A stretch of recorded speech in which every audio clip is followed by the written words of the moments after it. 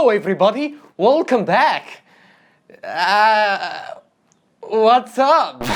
انا عارف ما نزلتش فيديو كل اسبوع زي ما وعدت، بس يعني في كليات، في امتحانات، في حاجات، بس عادي ممكن نطمن على بعض يعني كأسرة. كلموني على الفيسبوك او على الانستجرام، نخش كده نطمن على بعض، لانها بفضل الله زي ما كلنا عارفين احنا اقوى واكبر اسرة على اليوتيوب، ولازم نبقى اقوى واقوى. واعتقد البداية لازم يكون لينا اسم. يعني عندك جمهورية شادي سرور، اسطول مهاب شادي، جيش محي ياسر. احنا ملناش اسم، واحنا مش اقل منهم في حاجه، بالعكس احنا اكبر واعظم اسره على اليوتيوب، فلازم يكون لينا اسم. اكيد مش هنسميها صاعقه وهب، بس يعني جيش واسطول صاعقه. وانا قعدت افكر كتير ايه ممكن يكون الاسم اللي ممكن يوصفنا او يخوف اعدائنا زي الاساطيل التانية والجيوش التانية. فانا اخترت الاسم لاكبر اسره على اليوتيوب بتاعتنا، هنسمي نفسنا الوهبجيه. يعني انت لو بتتفرج عليا يبقى انت وهبجي، وانت لو بتتفرج عليا تبقي وهبجيه. فانضم لاكبر واقوى اسره على اليوتيوب في الشرق الاوسط وفي شمال افريقيا، ودوس سبسكرايب.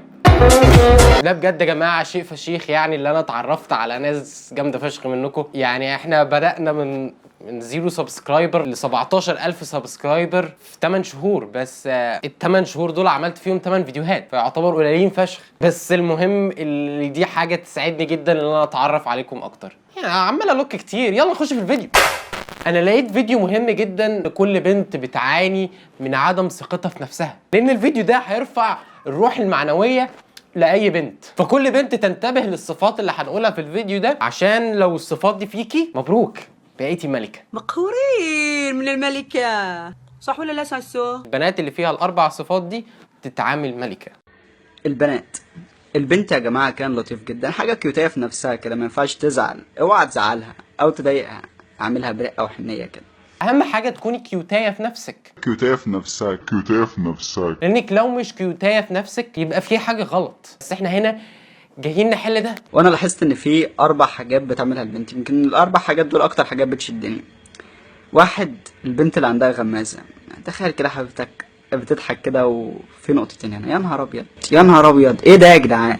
يا نهار ابيض يا جدعان على الغمازه يا جدعان. طبعا اول صفه في البت الكيوتيه في نفسها هي الغمازات. معلش بقى لو انت ما عندكيش غمازات للاسف ما بينطبقش عليكي المواصفات بتاعت البنت الكيوتية في نفسها. ف you should kill yourself. انا كنت خايف اعترف لك من زمان، بس انا معجبه بيه، والمفروض يعني نتصاحب. مش عارف والله اقول لك ايه، بس يعني انا كنت معاهد على نفسي ان انا صاحب بنت كيوتيه في نفسها عندها غمازات.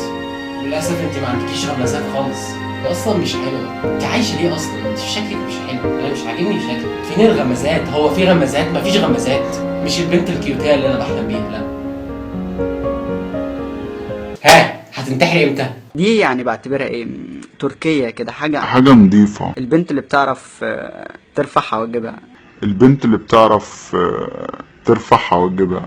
دي يعني يعتبر الأغلبية البنات القمحية، اللي هم الروح الحلوة القلب الطيب دول. الاغلبيه في البنات القمحيه بيعرفوا يرفعوا حواجبهم. طب البنات البيضة والسمراء ما بيعرفوش؟ هو مين اصلا ما بيعرفش؟ وايه اصلا المثير في كده؟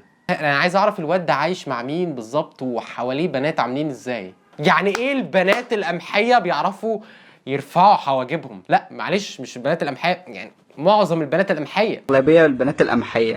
البنات التانية لا ما بيعرفوش يرفعوا. مين اللي ما بيعرفش شيء فاكين يرفع حواجبه؟ مين اللي ما بيعرفش يرفع حواجبه؟ البنت اللي بتعرف working. Oh my god. حد يقول الكائن ده ان كل البشر بيعرفوا يرفعوا حواجبهم؟ holy shit dude. holy خرا. رقم 3، البنت اللي بترفع البنطلون في الشارع. البنت اللي بترفع البنطلون في الشارع. what هل يا جماعه ده هل هو عايش معانا في نفس الكوكب؟ البنت اللي بترفع البنطلون في الشارع، تخيل كده. انا مش عارف يا بص. holy fuck holy shit. البنت اللي بترفع البنطلون في الشارع، تخيل كده واحدة كيوتاية رقيقة ماشية جنبك وهوب دبل كيك تقوم جاي رافعة البنطلون في الشارع. ايه اللي بيقوله ده؟ طب انا لسه هفهم هو ايه اللي بيقوله ده؟ انا قعدت افكر هو يقصد بايه بانها ترفع البنطلون في الشارع، وهل في بنات فعلا يعني مش عارف بتمشي بالبوكسرات مثلا في الشارع. معلش انا بس حابب يعني اتوقف في الحته دي يعني عشان معلوماتي الشخصيه مثلا. هو احنا مثلا كرجاله بنقول على الايه على الاندر وير بوكسر تمام يعني بالعربي. البنات بقى بتقول عليه بوكسر برضو ولا بتقول عليه ايه بقى؟ مش عارف انا ليه خرجت من الموضوع. هو لا يعني لي شيء بس يعني I don't know. Is it boxer؟ عارف انا نفسي في ايه؟ انا نفسي في بنت تكون عارف لونها قمحي وتكون كيوتايه وبتحب الضحك، تكون شعرها طويل وبترفع البنطلون في الشارع، تكون عينيها حمراء واسمها جميل، اخرج معاها على طول في الشارع بتحس بيا. بتقول ايه يا ابني؟ طب انا عمري ما شفت بنت بتسقط البنطلون في الشارع. لو هو يقصد كده ما فيش بنات بتسقط البنطلون في الشارع. وهوب دبل كيك تقوم جرف على البنطلون في الشارع. يا جماعه ده نجوم هوليوود الامريكان اللي احنا بنبقى بنتشعلق نبص لهم دول بيعملوا كده، ما بالك بقى بنت من بلدك وبتعمل كده. كتير مننا بيمشي في الشارع وهوبا دبل كيك بنت بترفع البنطلون في الشارع. تقوم بقى قايل في نفسك يا جماعه ده احنا في هوليوود ولا ايه؟ حس كده بالايه بريحه الايه الاجانب. وطبعا احنا ايه بنحب البنات الاكتر الاجنبيات مش البنات المحليات، زي الثقافه القديمه اللي هو عارف ايه حوار قريش اللي احنا مثلا نغزو دول تانية عشان نجيب نسوانها. يعني نفس الفكره. هو تقريبا عنده فتش بنطلونات وعايز يتعالج، فدي مش مشكلتنا. بنت اللي عينيها عسل، تخيل كده تبقى ماشي او واقف بتبص في عينها وهوب دبل كيك كده الشمس تضرب في عينيها. يعني انا عيني عسلي كده، تخيل كده الشمس تضرب في عينها. يا نهار ابيض، حاجه من الجنه وربنا يا جماعه. تخيل الشمس بتعمل هوبا دبل كيك في عينيها. يا نهار جمال شيت. لو عينك زرقاء وخضراء لو عينك سودا روحي اقتلي نفسك. انت عايشه ليه اصلا؟ هما دول الاربع حاجات، بس في حاجه تانية. البنت اللدغه اللي هي مثلا جرجره الهجاجيه، اللي بصوا دول عشق لوحدهم كده، دول حاجه خاصه تتعامل معامله خاصه. ويا سلام لو بنت عندها ميكس حاجتين او 3 حاجات، يا لهوي يا لهوي يا لهوي يا لهوي. الفيديو ده تمنشنوا لاصحابكم اللي عندهم كده، او انت اللي عندك تخش تعلق وتقول عندك ايه من دول، وشير عرفهم ان انتم ملوك ولازم تتعاملوا معامله ملوك. وانتوا برضه يا جماعه قولوا لي في التعليقات انت عندك انهي صفه فيهم؟ ترفع البنطلون في الشارع؟ بتضرب هوبا دبل كيكه من الشمس بتضرب في عينيك؟ ولا بقى ايه متخلف عقليا وعندك كل الصفات اللي موجوده اللي احنا قلناها دي وعايش معانا مالك كده واحنا مش عارفين؟ مع احترامي طبعا لاي متخلف عقلي، لان يعني at this point انت ما تعرفش مين المتخلف عقلي، احنا ولا هم. تعال نخش في التعليقات وندور على اي حد عادل. يعني اكيد طبعا في التعليقات بيقولوا له انت ايه العبط اللي بتقوله ده، يعني اكيد الناس مش هتصدق. فاحنا نخش التعليقات ونتفرج على الناس اللي سمعت الفيديو وعلقت عليه. انا بقى عندي كل دول، عندي غمازات وبرفع حواجبي ولوني قمحي وبرفع البنطلون في الشارع على طول، بس عيوني سمرة مش عسلي، بحبك يا سوسو. عندي كله ما عدا رفع البنطلون دي، او يمكن برفعه ساعات. عيني عسلي، برفع حاجبي، قمحيه وروحي حلوه. خالد حد عنده مدرسه بكره زي ايمن بيقول، يعني المفروض حد عنده مدرسه بكره زي ايمن وخالد. حد عنده مدرسه بكره زي ايمن وخالد بتقول انا لدغه على فكره، انا بنت واسمي سلسبيل ولدغه في حرف السين. مصدقينك يا حد عنده مدرسه بكره زي ايمن وخالد؟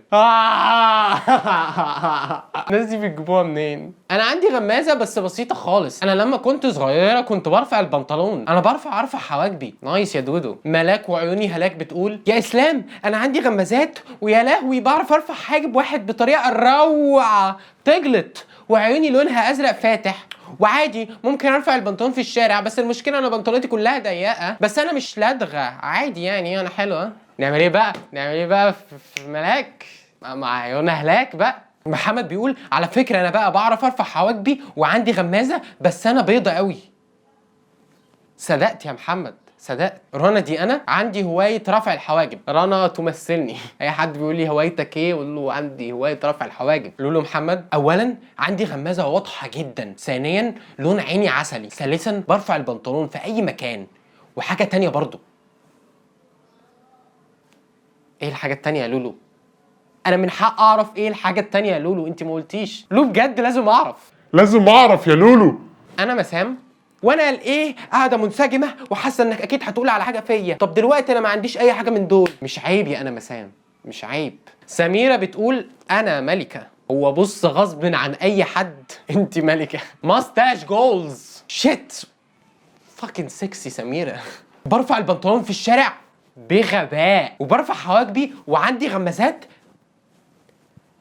بس مش في خدودي. امال فين؟ غمازات بتبقى في الخدود، يعني هو في غمازات بتبقى في حته ثانيه. الدرس التعليمي اللي نخرج بيه من الجوله اللي احنا عملناها دي انك تحمد ربنا لانك احسن من ناس كتير. طبعا المفروض هنا اقول كلمه ان مفيش معايير للجمال، وكل بنت المفروض تبقى كيوتيه من غير اي حاجه، وما تخليش اي معايير تحدد انت جميله ولا لا، لان الجمال جمال القلب.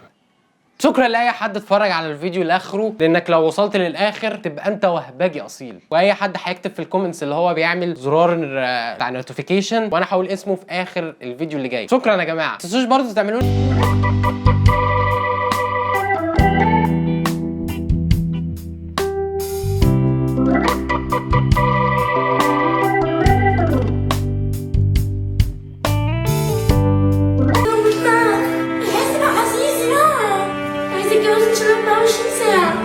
真的不是这样。